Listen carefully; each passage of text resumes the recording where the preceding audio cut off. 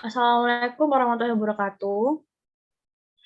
Saya Mudaria dengan NIM 19.24314 dari kelas Hukum Ketenagakerjaan kelas B. Saya di sini akan menerangkan materi mengenai sejarah hukum ketenagakerjaan di Indonesia.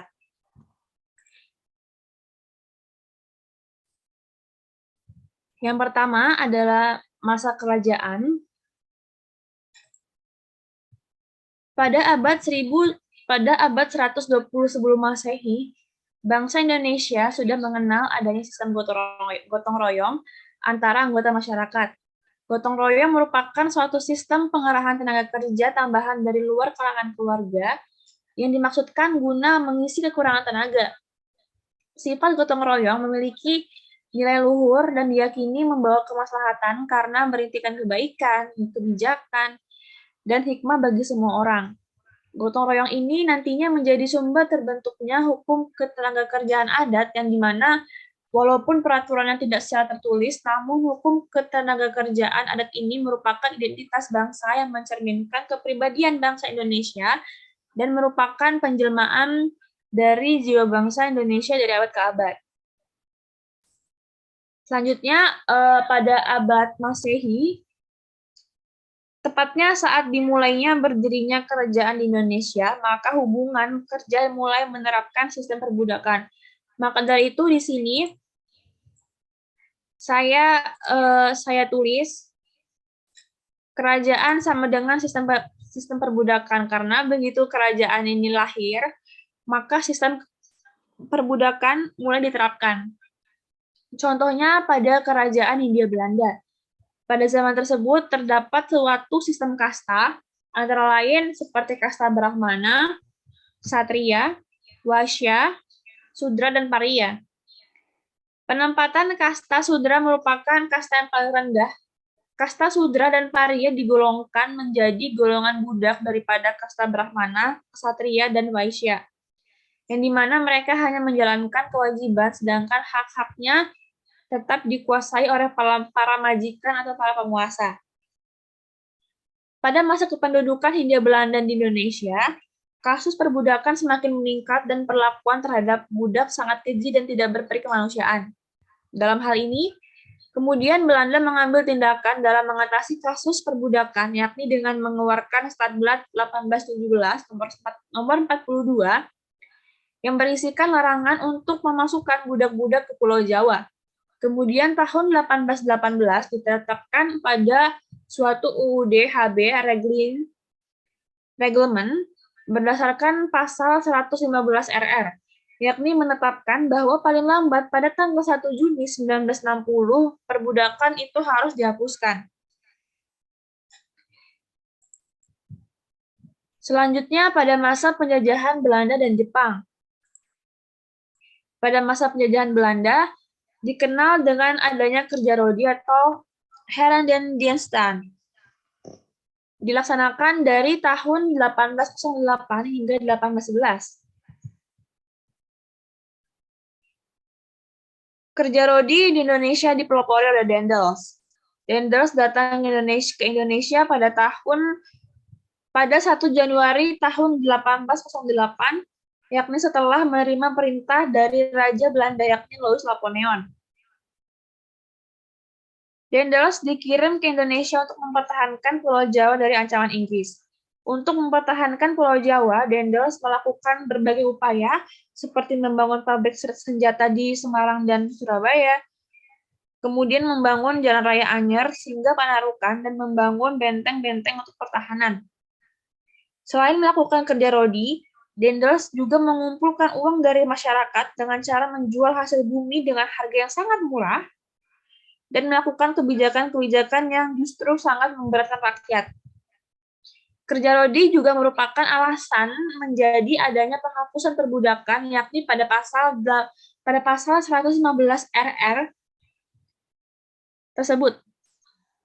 Kerja rodi awalnya merupakan contoh dari gotong royong untuk kepentingan bersama di sebuah daerah dan hasilnya untuk kepentingan raja. Contohnya, kerja rodi pada proyek pembangunan Jalan Raya Anyer sampai Panarukan yang dibangun sepanjang kurang lebih 1.100 km dengan memakan korban jiwa sebanyak 12.000 jiwa. Selama masa penerapan kerja rodi, kehidupan masyarakat menjadi sengsara dan karena harus melakukan kerja paksa tanpa upah sepeser pun dan juga memperoleh perlakuan yang sangat kejam jika tidak bekerja secara terus-menerus. Yang kedua ada penjajahan Jepang. Pada penjajahan Jepang dikenal dengan Romusa.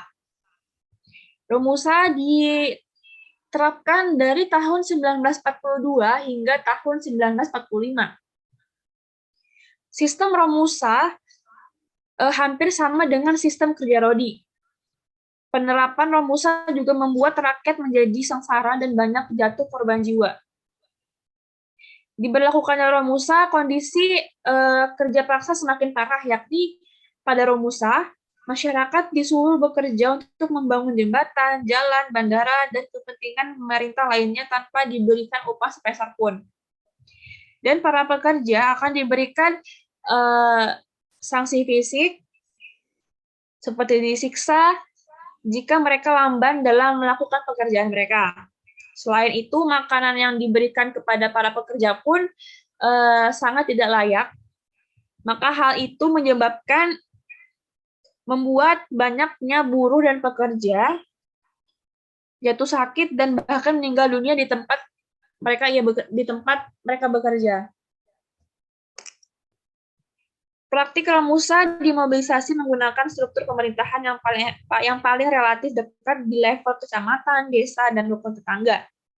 Mereka dalam hal ini para pekerja bekerja untuk militer Jepang melalui aparat pemerintahan lokal dengan instansi yang bersifat sukarela dan memaksa. Di setiap 3 wilayah dibagi 3 pemerintahan militer, yang dimana memiliki dan mengorganisasi pekerja sebagai Romusa. Selain dipekerjakan di dalam negeri, mereka juga dipekerjakan di luar negeri seperti Singapura, Filipina, Malaysia, dan Burma. Romusa merupakan panggilan bagi orang-orang Indonesia yang dipekerjakan secara paksa pada masa penjajahan Jepang. Kebanyakan Romusa adalah petani, dan sejak Oktober tahun 1943, pihak Jepang mewajibkan para petani menjadi Romusa. Mereka dikirim untuk bekerja di berbagai tempat di Indonesia serta Asia Tenggara. Jumlah orang-orang yang menjadi Romusa tidak diketahui pasti, perkiraan yang ada bervariasi hingga dari 4 hingga 10 juta orang.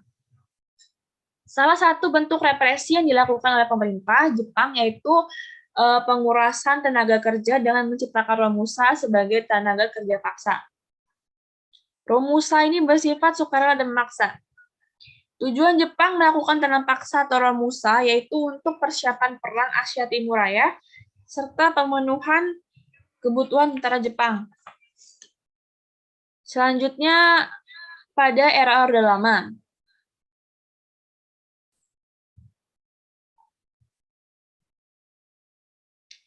Dalam merebut kemerdekaan Indonesia, gerakan buruh menjadi peranan yang sangat penting. Peran baru dengan keterlibatannya dalam gerakan kemerdekaan nasional melalui yang disebut dengan Laskar Buruh, Kaum Buruh, dan Serikat Buruh di Indonesia. Aktif dalam perjuangan merebut kemerdekaan Indonesia. Sumbangan akan keberhasilan dalam tercapainya kemerdekaan pada masa revolusi fisik yakni pada tahun 1945 hingga 1949 yang dimana menjamin gerakan buruh tempat atau posisi yang baik setelah Indonesia memperoleh kemerdekaan, khususnya dalam pembentukan kebijakan dan hukum pemburuhan di Indonesia.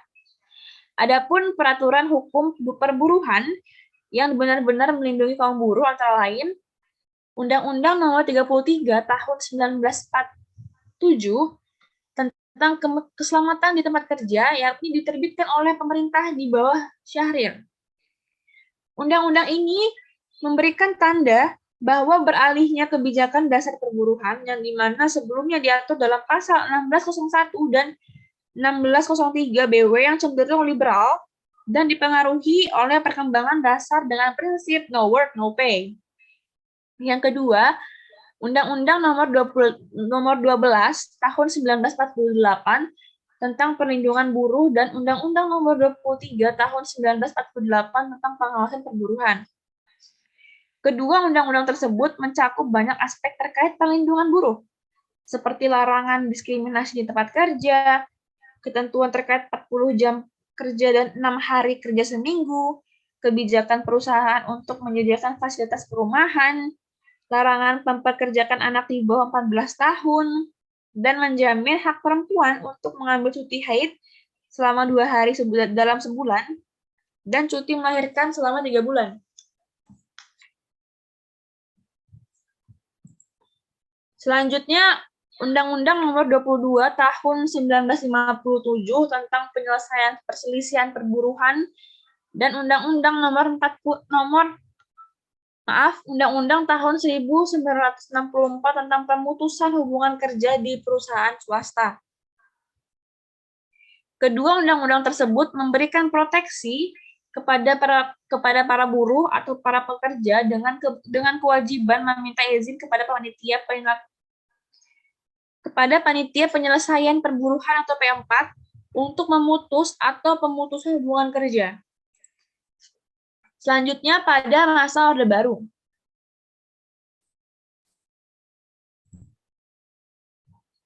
Masa Orde Baru merupakan masa yang bersifat memaksakan kehendak serta bermuatan unsur politis semata guna kepentingan pemerintah. Dalam masa Orde Baru telah terjadi pembelenggungan di segala aspek, dimulai dari aspek hukum atau undang-undang, perekonomian atau bisnis, kebebasan informasi atau pers, dan lain-lain. Orde Baru diawali oleh peristiwa-peristiwa dramatis, khususnya pembantaian dan penghancuran elemen PKI pada tahun 1965. Pasca tahun 1965, posisi buruh lebih rendah daripada yang pernah terjadi dalam sejarah sebelumnya. Orde Baru mewarisi kondisi ekonomi yang sangat kacau atau bisa dibilang dengan sangat berantakan sekali. Salah satu tugas pemimpin pada masa Orde Baru yakni kepemimpinan Soeharto adalah menggerakkan kembali roda ekonomi. Hal tersebut bertujuan guna kelanjutan sistem ekonomi yang dimana pertumbuhan ekonomi merupakan faktor yang paling penting guna menjelaskan kebijakan perburuhan Orde Baru. Pada masa ini pula, Soeharto menerapkan strategi modernisasi defensif di mana penguasa mengatur dan mengontrol segalanya, baik itu organisasi buruh untuk mengejar pertumbuhan ekonomi pada masa itu. Agenda utama oleh rezim Orde Baru adalah mencegah lahirnya kembali gerakan berbasis massa yang cenderung radikal. Peraturan tentang ketenagakerjaan yang menjadi kontroversi pada masa ini adalah Undang-Undang Nomor 25 Tahun 1997 yang sangat kental dengan militerisme. Pada periode ini, pendekatan militeristik atas aspek perburuhan menjadi semakin kuat dengan diangkatnya Laksamana Suyomo menjadi Menteri Tenaga Kerja. Contoh pengendalian buruh militeristik pada masa itu adalah kasusnya Marsina. Selain menjadi alat kontrol di tangan rezim Orde Baru yang dimana untuk meredam gerakan massa buruh yang kuat, militer juga ternyata telah menjadi pelaku utama dalam bisnis sejak tahun 1968. Selanjutnya sebenarnya hukum perburuhan merupakan perjuangan politis guna menegaskan bahwa liberalisme dengan doktrin laissez-faire tidak dapat diterapkan secara mutlak. Berdasarkan hal tersebut, hukum perburuhan senantiasa berada dalam bahaya instruksi paham liberalisme yang menganggap hukum perburuhan sebagai intervensi atau diskriminasi yang melemahkan perekonomian. Selanjutnya pada masa reformasi.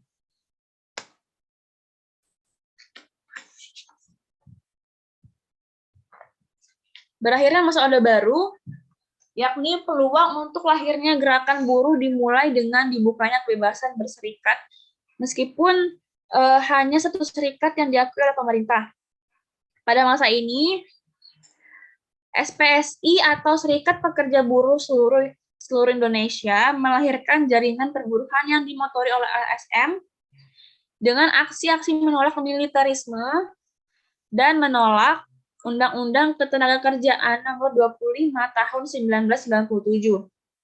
Pada masa ini telah dapat dipastikan bahwa LSM memegang peranan penting dalam membangun jaringan dan menggerakkan isu-isu buruh. Gerakan LSM perburuan ini sama sekali terpisah dari SPSI sebagai institusi, akan tetapi berjaringan dengan aktivis-aktivis lainnya yang tidak puas terhadap kinerja SPSI. Dalam pandangan KPHP, undang-undang tersebut belum memuat hak-hak dasar buruh seperti jaminan atas pekerjaan, kebebasan berorganisasi dan mogok, lembaga penyelesaian penyelisihan perburuhan yang adil. Aksi penolakan Undang-Undang Nomor 25 Tahun 1997 ini juga dilengkapi dengan aksi massa oleh kelompok-kelompok buruh. Selanjutnya pada masa era Habibie, politik hukum di bidang ketenagakerjaan pada era B.J. Habibie ditekankan pada peningkatan kepercayaan luar negeri kepada Indonesia, bahwa Indonesia dapat mengatasi problema negaranya sendiri tanpa menindas hak asasi manusia, serta mempunyai andil besar dalam pelaksanaan kedemokrasi Indonesia. Hal tersebut dikarenakan karena tekanan dari luar negeri, maka Indonesia dengan terpaksa meratifikasi Convention Nomor 182 concerning the immediate action to abolish and to eliminate the worst form of child labor, atau tindakan segera untuk menghapus dan mengurangi bentuk-bentuk terburuk pekerja anak, diratifikasi dengan Undang-Undang Nomor 1 Tahun 2000 tanggal 8 Maret tahun 2000. Dengan adanya ratifikasi tersebut, dapat disimpulkan bahwa seolah-olah Indonesia mengakui bahwa telah memperlakukan dengan sangat buruk terhadap pekerja anak. Selain itu, di masa B.J. Habibie pula juga banyak tahanan politik yang telah dibebaskan. Selanjutnya pada masa era Abdurrahman Wahid atau Gus Dur. Politik hukum ketenagakerjaan di era Gus Dur tampaknya hanya meneruskan kebijakan daripada B.J. Habibie dengan penerapan demokrasi dengan dikeluarkannya Undang-Undang Nomor 21 Tahun 2000 tentang Serikat Pekerja atau Hukum Ketenagakerjaan pasca reformasi Serikat Buruh. Namun masyarakat Indonesia masih belum sepenuhnya matang untuk berdemokrasi, atau dengan kata lain belum yakin untuk berdemokrasi, sehingga dengan sangat banyaknya jumlah serikat pekerja di Indonesia justru membuat hubungan industrial semakin memburuk. Selanjutnya pada masa era Megawati Soekarno Putri. Pada era Megawati, perkembangan ketenagakerjaan hampir tidak tampak gerakannya. Bisa dibilang hampir tidak terlihat bahwa kebijakan tersebut telah berproses. Justru yang terlihat adalah banyaknya kasus ketenagakerjaan yang mengambang dan kurang mendapatkan perhatian. Contohnya saja, yakni masalah pemulangan TKI dari Malaysia serta revisi Undang-Undang Nomor 25 Tahun 1997 yang berdasarkan Undang-Undang Nomor 28 Tahun 2000 diundur masa berlakunya hingga pada 1 Oktober tahun 2002 dan berakhir dengan disahkannya Undang-Undang Nomor 13 Tahun 2003 tentang Ketenagakerjaan tanggal 25 Maret 2003 oleh Megawati Soekarno Putri. Selain daripada hal tersebut, terdapat adanya demo yang dilakukan oleh para buruh yang bekerja sama dengan majikan mereka yang menentang adanya kebijakan mengenai kenaikan tarif dasar telepon, listrik, dan air, serta penolakan serikat pekerja PT Indosat atas privatisasi BUMN yang dianggap telah menjual aset daripada negara Indonesia itu sendiri. Politik hukum Megawati dapat dirasakan secara langsung dampaknya setelah terjadinya bom Bali, di dunia ketenagakerjaan, yakni banyaknya hari libur. Dampak negatif daripada hal tersebut, yakni bom Bali, sangat terasa pada aspek perekonomian, di mana banyaknya para investor asing yang meninggalkan Indonesia karena mereka merasa keamanan negara tidak terjamin. Dampak lain juga dirasakan, yakni dampak negatif dari adanya hari libur. Hal tersebut membuat bangsa Indonesia atau masyarakat Indonesia terkesan menjadi masyarakat yang pemalas untuk bekerja. Mereka terkesan lebih menyenangi banyaknya hari libur nasional.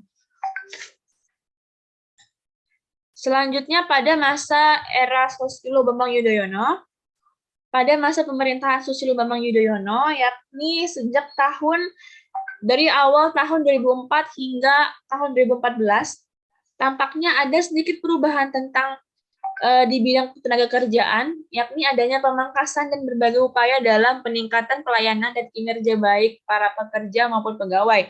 Selain itu, adanya upaya pemberantasan korupsi. Namun sayangnya lagi-lagi, tekad yang baik tersebut belum dapat diikuti oleh sebagian penduduk Indonesia, yang dimana sudah terlanjur melakukan korupsi dan tidak amanah di segala aspek kehidupan. Selanjutnya di era Joko Widodo, baru-baru ini Jokowi mengeluarkan peraturan mengenai Omnibus Law. Dalam hal tersebut, penyusunan dan pengesahan Omnibus Law yang cenderung cepat dan disahkan secara tergesa-gesa. Nah, adapun alasan dipercepatnya pengesahan UU Ciptaker tersebut, yakni antara lain ada 3 poin. Yang pertama, Presiden memaparkan sebanyak 87% dari total penduduk yang bekerja pendidikan SMA ke bawah, di mana sebanyak 39% berpendidikan sekolah dasar. Yang kedua, bahwa Undang-Undang Cipta Kerja akan memudahkan masyarakat, khususnya untuk usaha mikro kecil menengah atau UMKM dalam membuka usaha baru. Yang ketiga, bahwa undang-undang tersebut untuk memberantas sekaligus mencegah terjadinya tindak korupsi. Salah satu undang-undang yang dicakup dalam Omnibus Law adalah Undang-Undang Cipta Kerja atau RUU Cipta Lapangan Kerja. Undang-Undang Cipta Kerja adalah upaya penciptaan kerja melalui usaha kemudahan, perlindungan, dan pemberdayaan usaha mikro, kecil, dan menengah atau UMKM. Peningkatan ekosistem investasi dan kemudahan berusaha dan investasi pemerintah pusat, dan percepatan proyek strategis nasional. Adapun Undang-Undang Cipta Kerja terdiri dari 11 klaster, antara lain, yang pertama, penyederhanaan perizinan tanah. Yang kedua, persyaratan investasi. Yang ketiga, ketenagakerjaan. Yang keempat, kemudahan dan perlindungan UMKM. 5, kemudahan berusaha. 6, dukungan riset dan inovasi. 7, administrasi pemerintahan. 8, pengenaan sanksi. 9, pengendalian lahan. 10, kemudahan proyek pemerintah. Dan ke-11, kawasan ekonomi khusus. Adapun bidang ketenagakerjaan dalam Undang-Undang Ciptaker diatur dalam klaster ketiga. Pemerintah juga telah menerbitkan Peraturan Pelaksanaan Undang-Undang Nomor 11 Tahun 2020 tentang Ciptaker di bidang ketenagakerjaan, yakni Peraturan Pemerintah Nomor 35 Tahun 2021 tentang perjanjian kerja, waktu tertentu, alih daya, waktu kerja dan waktu istirahat, dan pemutusan hubungan kerja. Selanjutnya, Peraturan Pemerintah Nomor 36 Tahun 2021 tentang pengupahan dan Peraturan Pemerintah Nomor 37 Tahun 2021 tentang penyelenggaraan program jaminan kehilangan pekerjaan. Selain Omnibus Law, baru-baru ini juga